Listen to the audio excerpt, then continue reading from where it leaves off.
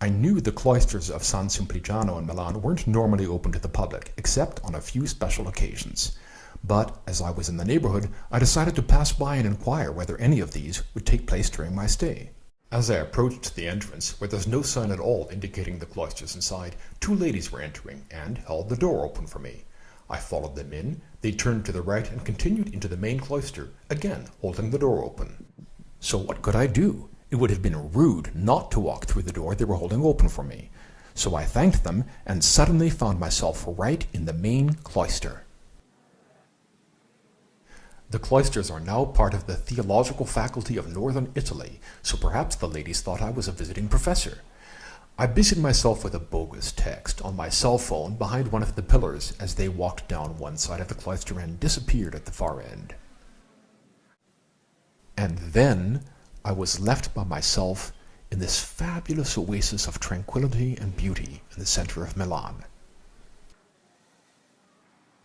I haven't edited out the background sound. It really was this quiet. There weren't even birds to be heard.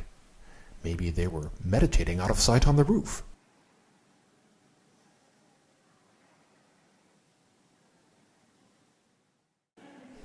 After a while, I returned to the vestibule and looked for the small cloister. A group of students waiting in the corridor to inscribe parted to let me through, so I moved through their midst right into the other cloister. Once again, I had it to myself, savoring the beauty. That's the back of the tower of the Basilica of San Simpliciano. The main entrance to the church, which we saw at the beginning of this video, is around the corner on Corso Garibaldi. This cloister is older than the larger one. It's from the 15th century, while the larger one dates from the 16th. Some of the splendid frescoes on the outer walls, and particularly on the vaulted ceilings in the arcades, have been restored in recent years.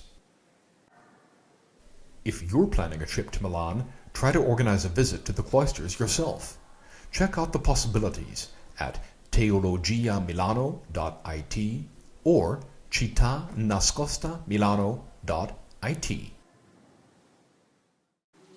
Some Milan detractors would have you believe that the city is all noisy and hectic. They're wrong, as these clips show. I left feeling very zen and with a serene smile on my face.